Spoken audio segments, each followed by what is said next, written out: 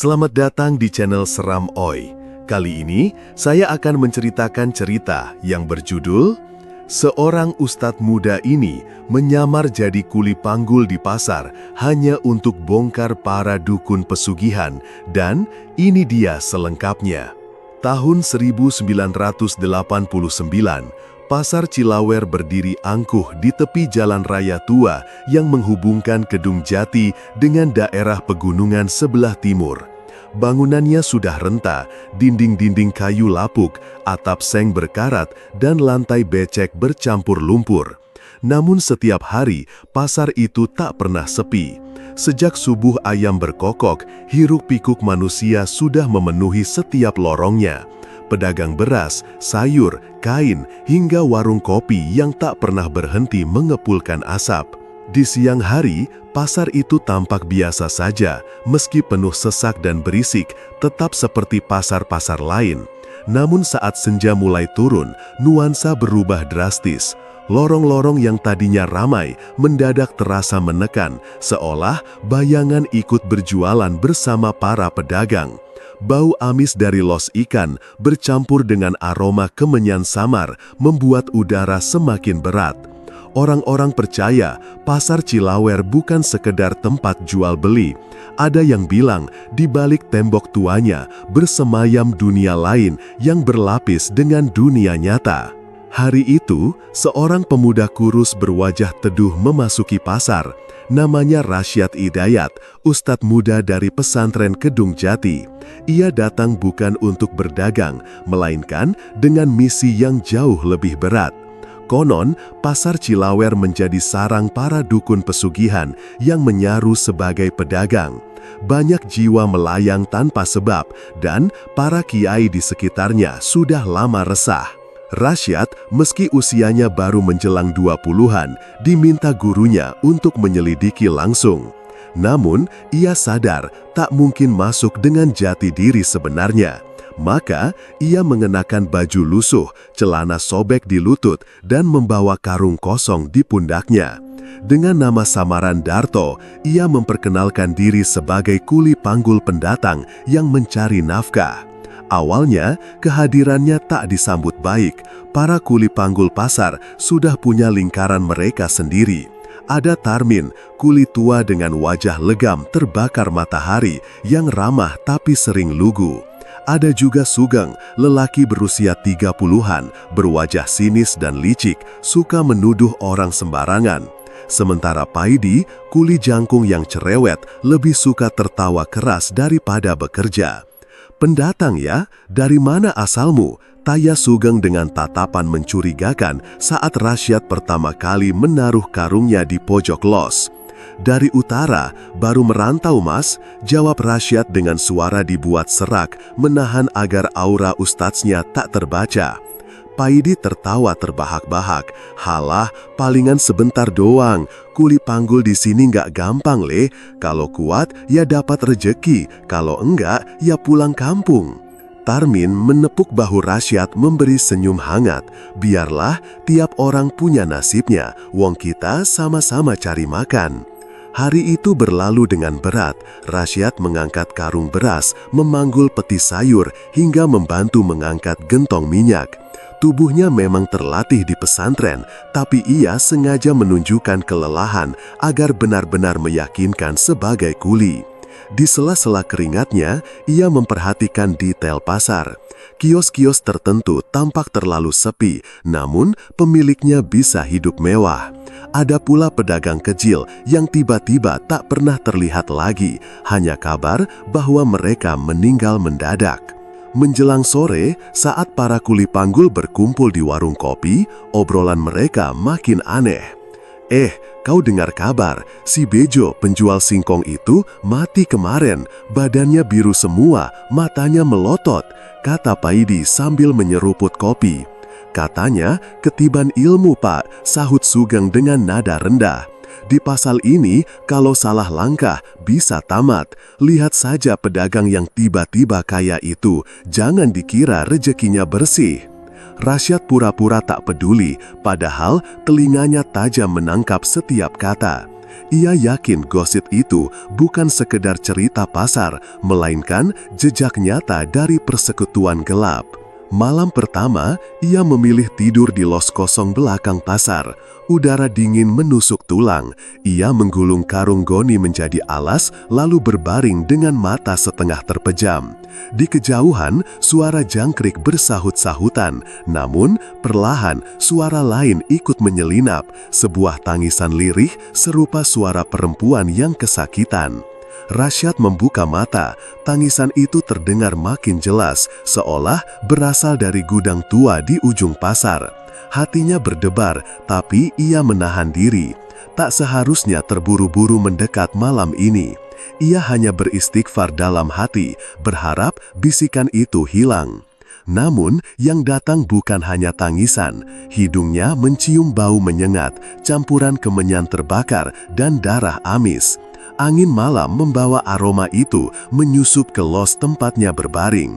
Sejenak, ia merasa ada bayangan hitam berdiri di luar pintu, tapi ketika ia menoleh, hanya kegelapan pasar yang tampak. Tarikan nafasnya menjadi berat. Ia sadar misi ini jauh lebih berbahaya daripada yang ia bayangkan. Pasar Cilawer bukan sekedar tempat orang berdagang, melainkan medan goib yang dipenuhi rahasia kelam. Dengan hati bergetar, Rasyad menutup mata kembali, berusaha tidur di tengah teror samar itu. Namun, jauh di lubuk hatinya, ia tahu malam ini hanyalah permulaan. Sesuatu sedang mengintainya dari kegelapan pasar yang tua dan penuh rahasia. Hari-hari berikutnya di pasar Cilawer berjalan seperti biasa. Rasyad atau Darto, sebagaimana para kuli panggul memanggilnya, sudah mulai diterima oleh sebagian orang. Tarmin yang ramah kerap mengajaknya duduk bersama, Paidi sering menggoda dengan lelucon receh, sementara Sugeng tetap saja menatapnya penuh curiga. Namun, di balik rutinitasnya mengangkut karung dan menghela napas letih, Rasyad mulai mengamati pola yang tidak wajar. Pagi itu, ia membantu mengangkat bakul sayur ke warung Buna Harsih, seorang perempuan paruh baya dengan wajah keras. Warungnya selalu ramai, padahal Rasyad sempat mencicipi makanannya, sayur bening hambar, tempe keras, dan sambal yang terlalu asin. Anehnya, orang-orang tetap berduyun-duyun makan di sana, seolah tak bisa menolak. Bahkan, kuli panggul yang biasanya memilih warung murah pun rela antri. Buna Harsih itu aneh toh, bisik Tarmin saat mereka duduk di dekat pintu warung. Masakannya biasa saja, tapi warungnya selalu penuh. Katanya, ada yang tak pernah bisa berhenti makan di sini, sekalipun kantong mereka tipis. Rasyad menatap dalam-dalam. Buna Harsih sesekali melirik ke arah sudut warungnya, tempat sebuah kendi kecil ditutup kain merah. Ia menjaga kendi itu dengan ketat, seakan lebih berharga dari emas. Siang menjelang, Rasyad berpindah ke los emas. Ia membantu mengangkat peti kayu untuk Pak Dirja, penjual emas berperut buncit. Kios Pak Dirja selalu tampak sepi, jarang pembeli datang. Namun anehnya, setiap minggu ia bisa mengganti mobil, menambah perhiasan istrinya, bahkan kabarnya punya rumah besar di kota. Kalau sepi begini, kok bisa kaya raya ya, Min? Rasyad pura-pura bertanya ringan pada Tarmin. Tarmin menunduk, suaranya dipelankan. Orang sini sudah biasa heran begitu. Ada yang bilang Pak Dirja itu ndak jual emas sungguhan, tapi emasnya jin. Katanya tiap malam ia menaruh sesaji di los hitam. Mata Rasyad mengerjap. Lagi-lagi los hitam. Nama itu sudah ia dengar dari beberapa orang, tapi belum pernah ia lihat sendiri. Menjelang sore, Rasyad memilih beristirahat di warung kopi Mbah Rukun. Warung tua itu tampak biasa saja di siang hari, hanya bangku kayu reyot dan kopi pahit pekat. Namun menjelang malam, warung itu sering dipenuhi wajah-wajah muram, pedagang kain, penjual kelapa, bahkan tukang parkir. Mereka duduk berlama-lama, menatap kosong, seolah menunggu sesuatu yang tidak tampak. Paidi pernah berceloteh sambil tertawa. Warung Mbah Rukun itu kayak markas orang susah. Masuk ke sana, keluar-keluar malah makin aneh wajahnya. Tapi Rasya tahu tawa Paidi menutupi rasa takutnya. Ada sesuatu yang lebih dari sekedar warung kopi. Tatapan mata para pengunjungnya kosong, bibir mereka kadang berbisik pelan, entah doa atau kutukan. Suatu sore, saat mereka duduk-duduk, Tarmin bercerita lagi. Kau tahu toh, di ujung pasar ada bangunan kecil, los yang sudah lama tidak dipakai. Orang sini menyebutnya los hitam. Katanya, tempat itu dipakai orang-orang tertentu buat naruh sesaji, ayam, kambing, kembang 7 rupa. Nggak ada yang berani dekat-dekat. Sugeng yang mendengar ikut menyeringai. Kalau kau penasaran, coba aja mampir ke sana malam-malam. Tapi jangan salahkan kalau pulang-pulang badanmu sudah dingin kayak mayat. Tawa sinisnya membuat bulu kuduk Rasyad berdiri. Ia pura-pura tersenyum, tapi hatinya makin mantap untuk mengintai. Malam itu, udara di pasar Cilawer terasa lebih berat. Angin berhembus membawa bau amis, bercampur dengan aroma kemenyan samar. Dari kejauhan, terdengar suara kambing mengembik. Rasyad mengikuti suara itu dengan hati-hati. Langkahnya pelan melewati los-los gelap yang sudah ditutup. Di belakang warung Buna Harsih, ia mendapati seekor kambing hitam diikat pada tiang kayu. Matanya merah, suaranya serak, dan tubuhnya gemetar. Tak ada orang di sekitar. Untuk apa kambing diikat di sini malam-malam? Gumam Rasyad dalam hati. Ia menunduk, melihat bekas garis kapur putih melingkar di tanah, seolah menandai sesuatu. Ia kembali ke los tidurnya, tapi rasa gelisah membuat matanya sulit terpejam. Malam semakin larut. Tiba-tiba, suara embikan kambing berhenti, hening.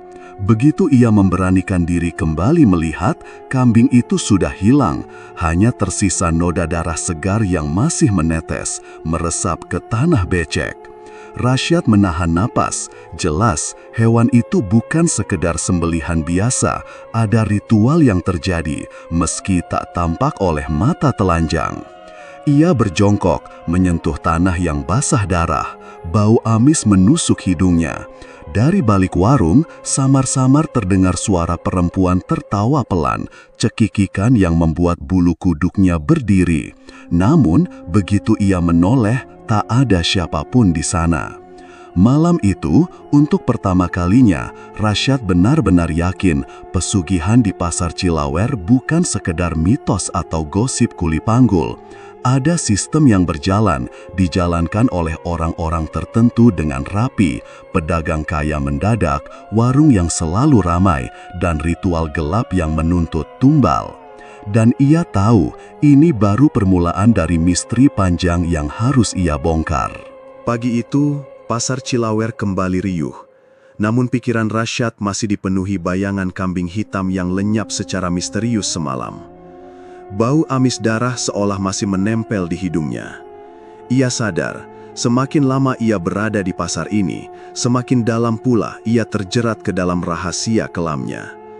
Tapi justru itulah tujuannya, untuk menyelami dan membongkar semua kebusukan yang tersembunyi di balik hiruk-pikuk dagang. Hari itu ia bekerja seperti biasa, mengangkut karung beras dan membantu pedagang ikan. Namun matanya tak henti-hentinya melirik ke arah sebuah bangunan kecil di ujung pasar, bangunan lembab yang orang-orang sebut los hitam. Siang hari, los itu tampak seperti gudang kosong dengan papan pintu yang setengah lapuk.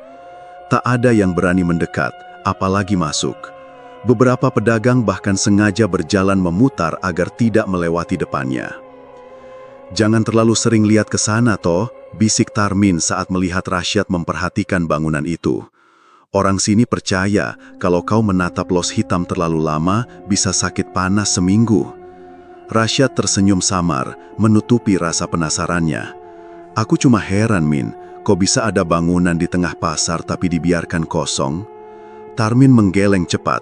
"Kosong siang saja, malam beda cerita, kau jangan coba-coba mendekat." Kalimat itu justru membuat tekad Rasyad semakin bulat.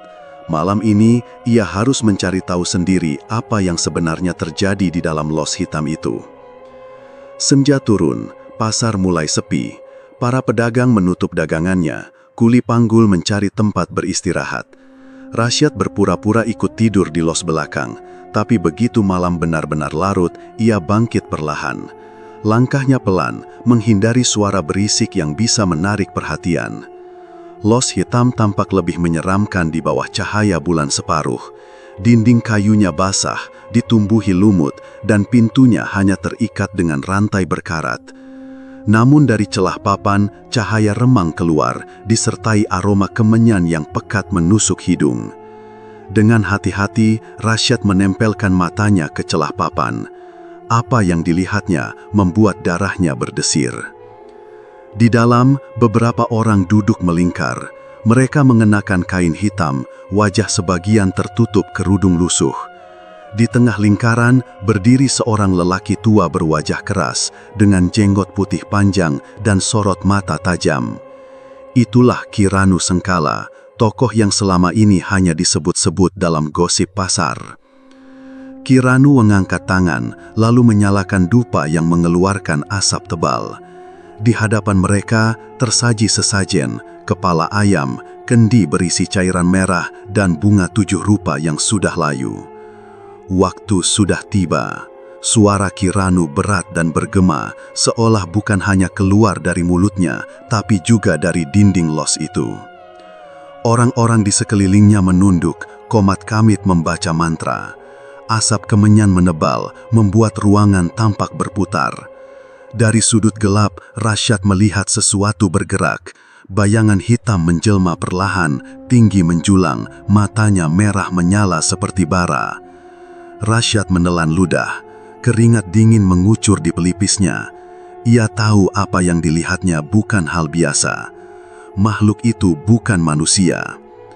Saat ia hendak mundur, tiba-tiba telinganya terasa hangat, seolah ada seseorang yang berbisik tepat di sampingnya. Padahal ia berdiri sendirian, jauh dari siapapun. Rasyad, suara itu serak, disertai tawa panjang yang menusuk sanubari. Darah Rasyad serasa berhenti mengalir, jantungnya berdegup kencang, hampir membuat lututnya goyah. Bagaimana mungkin suara itu tahu nama aslinya? Ia segera memejamkan mata, menahan rasa panik yang hampir meledak. Dengan lirih, ia melafalkan doa-doa yang selalu diajarkan gurunya. Setiap ayat yang ia baca, hawa panas di telinganya mereda sedikit demi sedikit, hingga akhirnya suara itu lenyap. Ketika ia membuka mata lagi, bayangan hitam di dalam los sudah mulai menghilang, hanya menyisakan asap pekat. Kiranu Sengkala masih duduk tegak, matanya seperti menyapu ke sekeliling, seolah tahu ada yang mengintai. Tak berani mengambil risiko, Rasyad segera mundur perlahan, menjauh dari bangunan itu. Nafasnya tersengal, keringat membasahi punggungnya, meski udara malam begitu dingin. Ia kembali ke los panggul tempat ia tidur. Berbaring di atas karung goni, ia mencoba menenangkan diri. Namun sesuatu membuatnya kembali tertegun. Di tanah becek di depan pintu losnya, tampak jejak kaki basah. Bekas itu memanjang, jelas menuju ke dalam los. Rasyad menoleh ke arah tikarnya, dan benar saja, jejak kaki itu berhenti tepat di samping tempat tidurnya. Seolah ada seseorang yang berdiri di sana, mengawasinya sepanjang waktu ia pergi. Bulu kuduknya meremang, Rasyad merapatkan tubuhnya ke dinding, mulutnya berkomat kamit membaca doa, agar hatinya tetap tenang. Ia tahu, penyamarannya semakin berbahaya, identitasnya bisa terbongkar kapan saja, bahkan oleh makhluk yang tak kasat mata. Malam itu, ia hampir tak bisa tidur. Setiap suara tikus yang berlari, setiap desir angin yang masuk dari celah papan terdengar seperti langkah-langkah halus yang mengintainya. Dan di dalam hatinya, ia menyadari satu hal, Los Hitam adalah pusat dari semua rahasia gelap pasar Cilawer. Suasana pasar malam itu lebih sunyi dari biasanya. Para kuli panggul duduk melingkar di belakang los-los sayuran, minum arak murahan dari botol kecoklatan sambil tertawa kasar. Asap rokok kretek mengebul di udara dingin, bercampur bau anyir dari sisa ikan asin yang tercecer. Namun, di antara lingkaran itu, ada satu sosok yang tampak berbeda. Darto, nama samaran Rasyad. Ia memilih duduk agak jauh, hanya menatap dengan senyum tipis ketika botol arak ditawarkan kepadanya. Darto, suara Parau Sugeng, salah satu kuli panggul paling keras mulut, memecah kebisuan. Matanya menyipit, menatap penuh selidik. Kue iki sejatine sopo toh, wong kuli panggul ndak pernah nyentuh arak, jangankan arak, tembakau aja jarang kau hisap. Kawan-kawan lain terbahak, mengira itu sekedar candaan. Namun, tatapan Sugeng terlalu tajam untuk dianggap gurauan. Beberapa kuli lain mulai berbisik, mengingat bahwa Darto sering terlihat menyendiri. Jarang ikut gaduh, lebih sering mengawasi keadaan pasar seolah sedang mencari sesuatu. Rasyad menundukkan kepala, pura-pura tersenyum malu. Sugeng, aku ini cuma orang kampung, badanku ndak kuat minum arak. Kalau sudah 2 teguk langsung mabuk, nanti kerja besok malah ndak kuat ngangkat karung. Ucapnya dengan nada sederhana. Ia sengaja memilih jawaban yang masuk akal, berharap mencairkan suasana. Namun Sugeng tidak puas, ia mendengus, meludah ke tanah. Ora umum, wong kuli panggul itu ya harus kuat, minum arak, merokok, banting tulang, baru dibilang laki-laki. Kau ini aneh Darto, jangan-jangan ada maksud lain kau nongol di pasar ini. Beberapa kuli lainnya mengangguk pelan, sementara Tarmin, kuli muda yang lugu, justru menoleh ke arah Rasyad dengan tatapan bingung. Ia tampak tak percaya tuduhan Sugeng. Sugeng, wong Darto kan tiap hari kerja bareng kita, ndak usah suuzon begitu. Meski begitu, benih kecurigaan sudah mulai tumbuh. Bisikan tentang Darto yang aneh mulai beredar di antara kuli panggul. Rasyad bisa merasakan tatapan mencurigakan mengikutinya, seolah langkahnya selalu diawasi. Tak hanya di kalangan kuli panggul, kecurigaan juga merambat ke telinga Ki Ranu Sengkala. Malam itu, di sebuah bilik gelap di balik kios kosong, ia duduk bersila dengan mata terpejam. Bau menyan dan kemenyan memenuhi ruangan. Seorang anak buahnya datang membisikkan laporan. Ki, ada kuli baru, namanya Darto. Orangnya aneh, jarang bergaul. Katanya kuat kerja, tapi matanya selalu jelalatan, kayak lagi mawasi pasar. Mata Ki Ranu terbuka perlahan, memancarkan kilat tajam. Orang asing menyusup ke wilayahku? Bisa saja itu mata-mata. Jangan sampai rahasia kita terbongkar. Ia lalu memberi perintah tegas. Awasi orang itu, jangan biarkan ia berkeliaran sembarangan. Kalau perlu, beri peringatan supaya tidak ikut campur urusan pasar ini. Para anak buahnya mengangguk patuh, wajah mereka pucat oleh aura menyeramkan Ki Ranu. Rasyad sadar dirinya sedang diawasi. Karena itu, ia berusaha semakin hati-hati dalam bertindak. Untuk menguatkan penyamarannya, ia sengaja ikut bergotong royong lebih rajin dari biasanya, membantu kuli lain tanpa banyak bicara. Namun, di sela-sela kesibukan itu, ia selalu mencari kesempatan untuk berbicara dengan Tarmin. Tarmin yang polos sering mengobrol tanpa sadar, membocorkan hal-hal penting. Suatu sore, sambil mengikat tumpukan sayur, ia berbisik, "Darto, kau tahu ndak? Pasar ini punya malam khusus, biasanya malam pasaran Kliwon. Katanya pada malam itu banyak barang-barang aneh keluar masuk, ada penjagaan ketat di sudut pasar. Katanya sih malam itu adalah waktu sakral buat para juragan." "Malam sakral?" tanya Rasyad pura-pura tak paham. "Iya," jawab Tarmin, matanya melirik kanan kiri. Orang bilang itu waktunya ritual. Aku ndak tahu jelas, tapi selalu ada suara aneh kayak erangan dari gudang belakang. Katanya sih itu bagian dari pesugihan. Informasi itu membuat jantung Rasyad berdegup lebih cepat. Malam pasar itu pasti menjadi kunci. Namun ia tidak boleh terburu-buru. Satu langkah salah, nyawanya bisa melayang. Malam itu, saat pasar mulai sepi, Rasyad dipanggil oleh Bu Naharsih, seorang pedagang beras yang dikenal keras dan jarang senyum. "Darto, tolong angkatkan karung beras ke gudang," perintahnya dengan suara galak. Rasyad segera menghampiri. Ia mengangkat sebuah karung besar yang tampak lebih berat dari biasanya. Namun, baru beberapa langkah ia berjalan, tubuhnya tersentak. Karung di punggungnya terasa bergerak sendiri, seolah ada sesuatu di dalamnya yang meronta. Peluh dingin merembes di pelipisnya. Rasyad berhenti sejenak, berpura-pura membetulkan posisi angkatannya. Saat itu, samar-samar ia mendengar suara lirih dari dalam karung. Tolong." Suara itu jelas suara manusia, meski teredam kain goni. Jantungnya berdegup kencang. Rasyad hampir kehilangan kendali hingga karung itu hampir terjatuh. Ia buru-buru menahan, matanya melebar. "Kenapa berhenti?" hardik Bu Naharsih dari belakang, wajahnya penuh kecurigaan. "Ndak apa-apa, Bu, karungnya berat sekali," jawab Rasyad cepat menutupi rasa paniknya. Namun, telinganya masih menangkap erangan samar. Karung itu bukan karung biasa. Ada sesuatu atau seseorang di dalamnya. Malam itu, Rasyad tidak bisa tidur.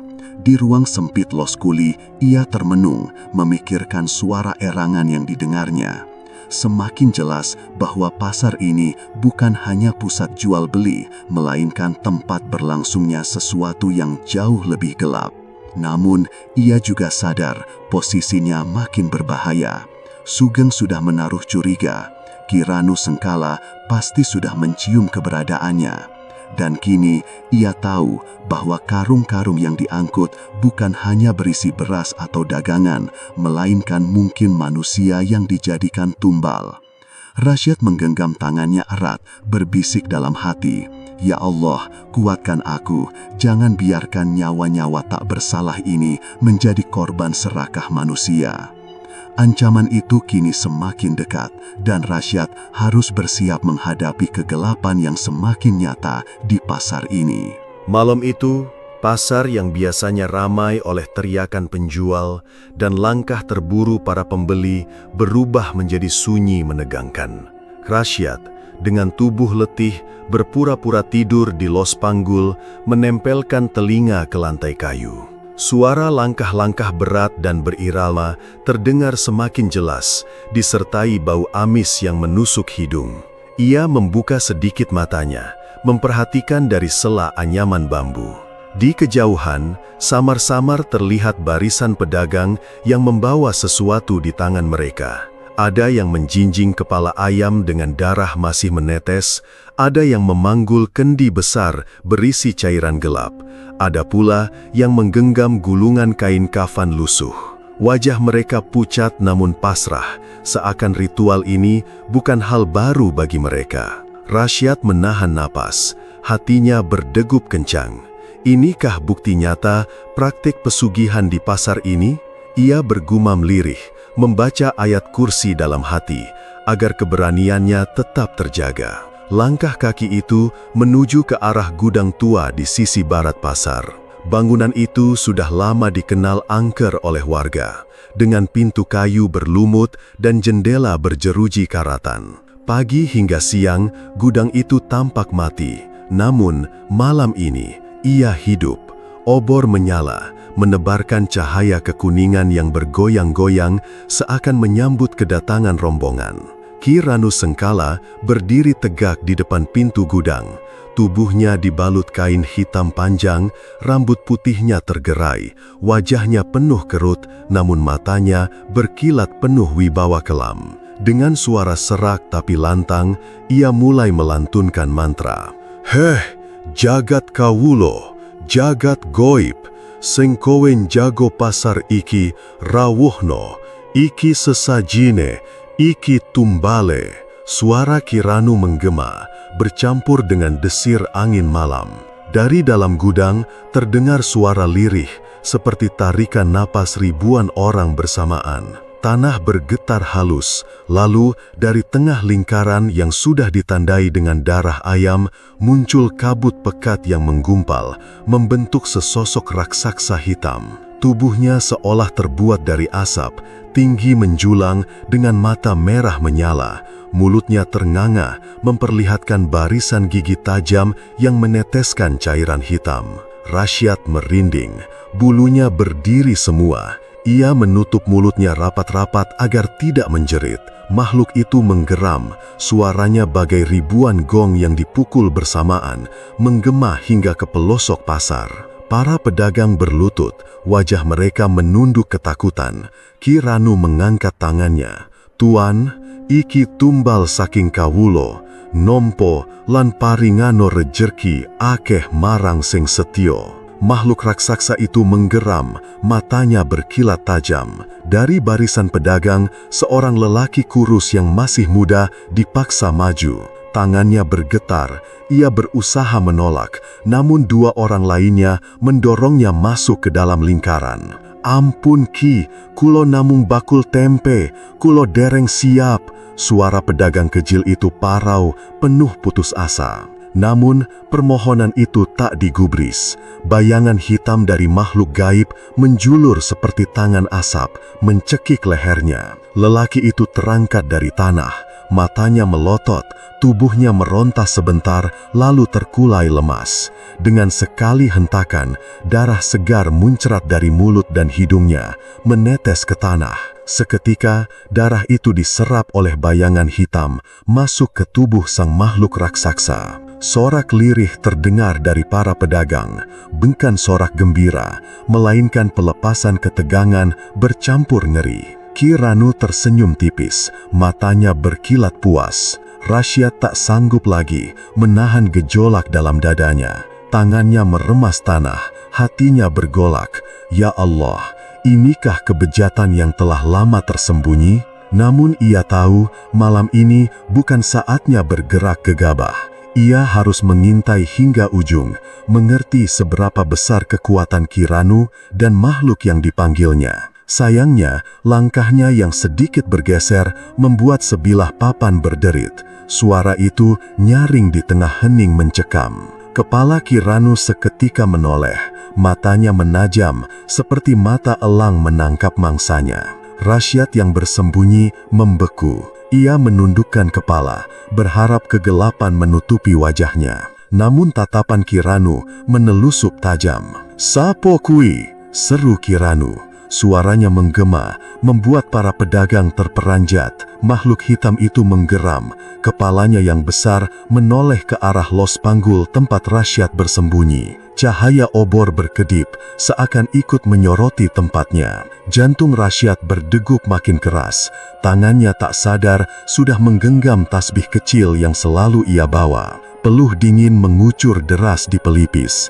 Tatapan matanya tak sengaja bertemu langsung dengan sorot mata Kiranu yang bagaikan bara api. Sesaat, dunia terasa hening. Semua mata, baik manusia maupun makhluk gaib, tertuju padanya. Ia tahu penyamarannya mulai terbongkar. Namun, di balik tatapan itu, Rasyad tetap berusaha tenang. Dalam hati, ia membaca doa, berharap perlindungan Sang Maha Kuasa. Malam pasar yang tadi sunyi, kini berubah jadi medan yang menegangkan.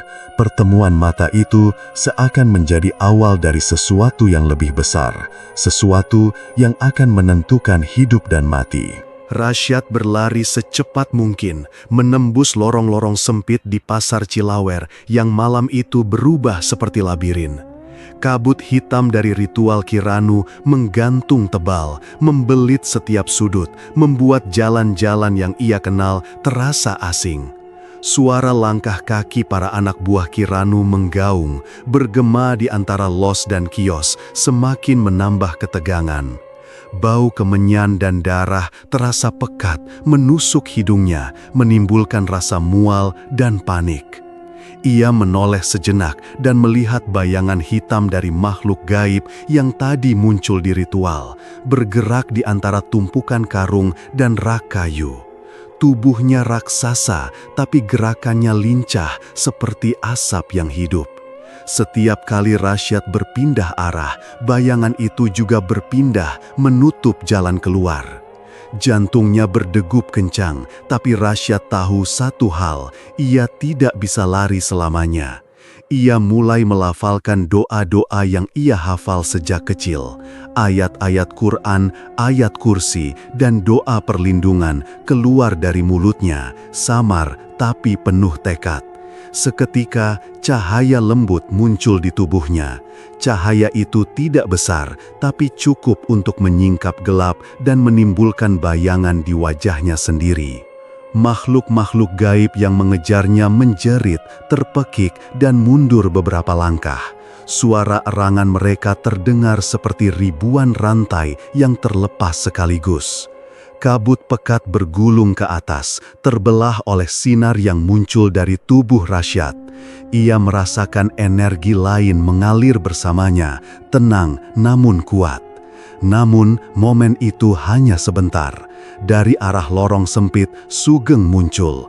Matanya melebar, terkejut, dan kemudian menyeringai licik. Ia menatap langsung ke Rasyad yang masih membaca doa, lalu berteriak sekuat tenaga. "Dia bukan kuli panggul, dia ustadz yang menyamar." Teriakan Sugeng mengguncang lorong pasar. Seketika, anak buah Kiranu yang semula ragu langsung mengepung Rasyad. Beberapa pedagang lain yang masih berkeliaran juga berhenti, menatap dengan heran dan takut. Rasyad menyadari penyamarannya terbongkar. Identitasnya sebagai ustadz muda, Rasyad Hidayat dari pesantren Kedung Jati, kini menjadi target utama. Kiranu Sengkala muncul dari balik asap ritual, matanya berkilat kemarahan. Suara berderunya seperti angin kencang yang menghantam genteng. "Jadi ini yang menyusup ke wilayahku," seru Kiranu. "Ustadz muda, kau pikir bisa mengintai dan mengacak-acak ritualku tanpa akibat?" Rasa dingin merayap di tulang Rasyad, tapi hatinya tetap teguh. Ia menundukkan kepala sedikit, menenangkan nafasnya, dan menyiapkan diri menghadapi pertarungan yang tak bisa dihindari. Kiranu lanjut sambil melangkah maju, tangannya menuding tajam. "Dan kau, Rasyad Hidayat, akan menjadi korban yang sempurna." Anak buahnya mengelilingi Rasyad, beberapa membawa tombak panjang, beberapa hanya berbekal tongkat kayu berlumut, tapi aura yang mereka pancarkan membuat udara malam semakin mencekam. Makhluk raksasa dari asap hitam ikut mengintai dari sudut gelap, matanya merah menyala, mulutnya ternganga menunggu tumbal yang dijanjikan. Rasyad menarik nafas panjang, mengatur fokusnya. Ia tahu kekuatan manusia terbatas, tapi doa, keyakinan, dan ilmu yang ia pelajari di pesantren adalah senjata yang tak tampak, tapi mematikan bagi makhluk gaib. Ia menempelkan tangan ke dadanya, memusatkan cahaya dari tubuhnya, membuat lingkaran sekitar 5 meter di depannya diterangi sinar lembut yang menyingkap kegelapan. Makhluk gaib mendekat perlahan, berdesis, namun tidak berani menembus cahaya itu. Beberapa anak buah Kiranu terhenti, wajah mereka memucat. Mereka menyadari Rasyad bukan lawan biasa. Namun Kiranu tetap melangkah maju, matanya berkilat amarah, suaranya bergema. "Kau pikir doa dan cahaya itu cukup menghentikan kekuatan kami? Hahaha, kau akan mengerti nanti, Ustadz." Rasyad menunduk sebentar, kemudian menatap balik dengan tegas. "Ini bukan hanya tentang saya, Kiranu. Ini tentang nyawa orang-orang tak bersalah yang kalian korbankan untuk keserakahan. aku tidak akan diam." Seketika, udara di sekitar mereka bergetar. Cahaya dari tubuh Rasyad semakin kuat, memantul ke dinding kayu los pasar, menyingkap bayangan hitam yang sebelumnya bersembunyi. Makhluk asap menggeram keras, menyerang ke arah cahaya, namun setiap kali mencoba menembusnya, tubuhnya seolah tertahan, mengecil, dan memutar, menjerit. Kiranu mendesis marah, lalu mengangkat kedua tangannya tinggi-tinggi, memanggil energi gelap yang lebih pekat. Asap berputar di sekelilingnya, membentuk sosok bayangan yang lebih besar dan menakutkan sebelumnya. Namun Rasyad tetap berdiri tegak, membaca doa-doa dengan lantang. Cahaya tubuhnya berpendar lebih terang, menahan gelombang energi gelap itu. Sugeng yang tadinya tertawa licik, kini tersentak melihat efek doa Rasyad. Ia menunduk, menatap tanah, sadar bahwa orang yang mereka kira kuli panggul biasa adalah ustadz yang memiliki kekuatan spiritual jauh di atas mereka. Rasa ketegangan di pasar malam itu mencapai puncak. Anak buah Kiranu menatap satu sama lain, ragu, takut, dan bingung. Makhluk raksasa dari asap semakin menggeliat, menjerit kesakitan karena cahaya dari Rasyad. Di tengah kekacauan itu, Rasyad menyadari satu hal, pertarungan ini bukan hanya soal fisik, tapi iman dan keberanian. Siapa yang mampu bertahan dengan keyakinan, dialah yang akan menang. Dan malam itu, identitasnya terbongkar, tapi keberaniannya justru membuatnya lebih kuat, kekuatan yang akan menentukan nasib pasar Cilawer. Gudang tua di ujung pasar Cilawer malam itu berubah menjadi arena kegelapan yang hidup. Dinding-dinding kayu berlumut tampak memantulkan cahaya oranye dari obor yang terguncang oleh angin malam, sementara asap kemenyan pekat berputar di udara, menebarkan aroma belerang yang menusuk hidung. Rasyad berdiri di ambang pintu, napasnya tersengal, tangan gemetar, namun matanya menyala dengan tekad. Ia tahu malam ini akan menentukan hidup atau mati, nasib pasar Cilawer, bahkan mungkin keselamatan banyak orang tak bersalah. Kiranu Sengkala berdiri di tengah gudang, tubuhnya tegap, wajahnya memancarkan kemarahan yang mencekam. Di sekelilingnya, sosok-sosok jin pesugihan raksasa muncul dari kabut hitam. Mata mereka merah menyala, mulut terbuka, mengeluarkan desisan panas yang menusuk telinga. Mereka berputar di udara, melayang dengan kecepatan yang tak manusiawi, siap menyerang setiap makhluk hidup yang berani menentang kekuasaan Kiranu. Rasyad berdiri di ambang pintu, napasnya tersengal, tangan gemetar, namun matanya menyala dengan tekad. Ia tahu malam ini akan menentukan hidup atau mati, nasib pasar Cilawer, bahkan mungkin keselamatan banyak orang tak bersalah. Kiranu Sengkala berdiri di tengah gudang, tubuhnya tegap, wajahnya memancarkan kemarahan yang mencekam. Di sekelilingnya, sosok-sosok jin pesugihan raksasa muncul dari kabut hitam, mata mereka merah menyala, mulut terbuka, mengeluarkan desisan panas yang menusuk telinga. Mereka berputar di udara, melayang dengan kecepatan yang tak manusiawi, siap menyerang setiap makhluk hidup yang berani menentang kekuasaan Kiranu. Rasyad mengangkat tangan, mengucapkan wirid dan doa-doa yang diajarkan gurunya. Kata-kata itu terdengar lirih namun tegas, menembus kabut gelap dan menembus telinga yang tak kasat mata. Setiap ayat yang ia lafalkan memancar keluar dari tubuhnya sebagai cahaya lembut namun kuat, membentuk tameng yang menahan gelombang serangan jin. Serangan pertama datang dengan brutal. Dua jin kecil meluncur ke arahnya seperti panah gelap. Cakar mereka terbuka lebar, berusaha merobek kulit Rasyad. Tubuhnya terhuyung, luka-luka kecil mulai muncul di tangannya. Darah bercampur dengan debu kayu. Namun, setiap kali ia melantunkan ayat, tubuh makhluk itu terbakar, mengeluarkan jeritan yang mencekam. Suara itu bergema di seluruh gudang, menimbulkan rasa takut yang memekakkan. Ki Ranu tertawa sinis, tangannya tetap bergerak, mengendalikan makhluk-makhluknya. Ustadz muda, coba kau hadapi ini, lihatlah kekuatan pesugihanku.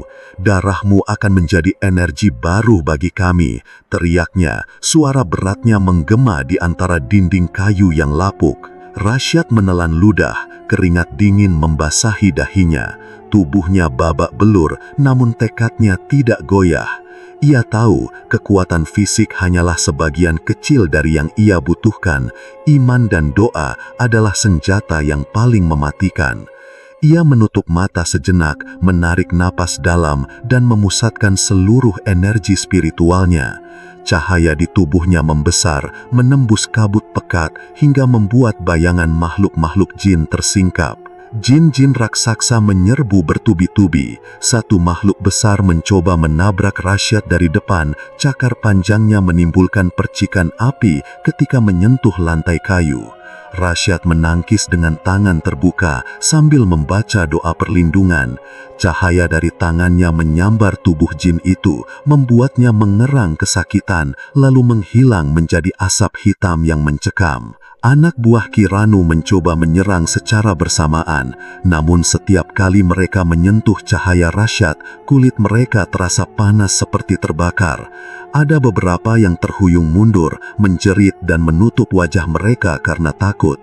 Ki Ranu semakin murka, matanya memancarkan kemarahan yang tidak terkendali. "Kurang ajar!" teriak Ki Ranu, tangannya melambai ke udara. Dari kabut hitam muncul sosok makhluk paling besar, tubuhnya seperti gunung kecil, mata merah menyala dan mulutnya mengeluarkan asap pekat. Makhluk itu bergerak cepat, melompat ke arah Rasyad. Rasyad menutup mata sejenak, mengulang wirid yang diajarkan gurunya sejak kecil. Tubuhnya memancarkan cahaya yang semakin terang, seolah seluruh energi pesantren Kedung Jati bersatu dalam dirinya. Makhluk raksasa itu menabrak, namun cahaya dari tubuh Rasyad menahan benturan. Ledakan energi memancar, membuat debu berterbangan ke segala arah. Tangannya gemetar, tubuhnya lelah, namun ia tetap berdiri, menahan nyeri yang menjalar ke seluruh otot. Ia tahu satu langkah salah bisa menjadi kematian. Di dalam hatinya, ia berbisik, "Ya Allah, tuntun aku, lindungi nyawa orang-orang yang tak bersalah, hancurkan kegelapan ini." Makhluk-makhluk jin terus menyerang dari segala arah. Rasyad menahan satu demi satu, membaca doa perlindungan dengan lantang, sehingga cahaya dari tubuhnya bertabrakan dengan kegelapan pesugihan. Asap hitam berputar liar, menyelimuti gudang, tetapi cahaya doa menembus setiap sudut, menyingkirkan bayangan-bayangan yang bersembunyi. Ki Ranu menyadari bahwa lawannya bukan kuli biasa. Wajahnya memerah oleh kemarahan, tetapi juga sedikit kagum. Ia mencoba meningkatkan kekuatan makhluknya, memanggil energi gelap yang lebih pekat dan lebih panas.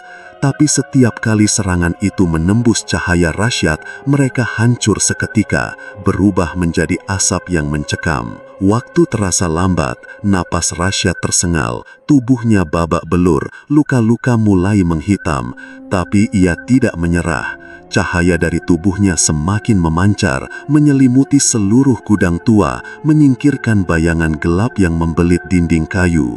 Makhluk raksasa terakhir berteriak panjang, suaranya menggetarkan tanah, lalu perlahan memudar menjadi debu hitam yang tersapu cahaya. Ki Ranu menatap Rasyad dengan mata terbelalak. Ia tahu malam itu ia kalah. Tak ada lagi energi gelap yang mampu menahan cahaya doa Rasyad. Ia mundur selangkah, tubuhnya gemetar, wajahnya berubah pucat. Rasyad mengangkat tangan, menundukkan kepala sejenak, dan mengucapkan satu doa terakhir. Cahaya yang keluar dari tubuhnya menembus seluruh gudang tua, menyingkirkan sisa-sisa asap hitam, aroma belerang, dan kegelapan pesugihan. Semua makhluk jin lenyap, anak buah Ki Ranu terhuyung mundur, ketakutan dan bingung. Pasar Cilawer kembali tenang, malam yang mencekam kini menjadi hening, seolah waktu berhenti sejenak untuk memberi napas bagi semua yang selamat. Rasyad tersandar di dinding gudang, tubuhnya lelah, babak belur, tapi hatinya damai. Ia tahu satu doa terakhirnya telah menentukan nasib pasar Cilawer. Kegelapan pesugihan yang telah lama membayangi pasar itu kini tersingkir. Dan Rasyad, ustadz muda yang menyamar sebagai kuli panggul, berdiri sebagai saksi kemenangan cahaya atas kegelapan.